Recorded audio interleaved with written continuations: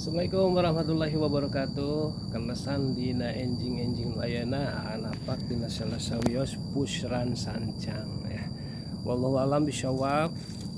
Soalna cacantena baheula uyut urang salah sawiosna waktos tilemna nyaeta di palih dieu.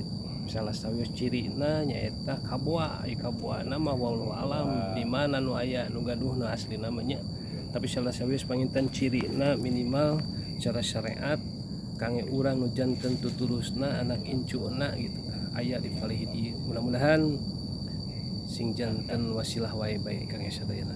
Saha nu sumping kana ieu patempatan kana alas nu sebat alas sancang canak urang misalkan itikad nu sae syukuran urang ka Allah Subhanahu wa taala sing nyonto kana pitutur akhlak Kangjeng Rasulna.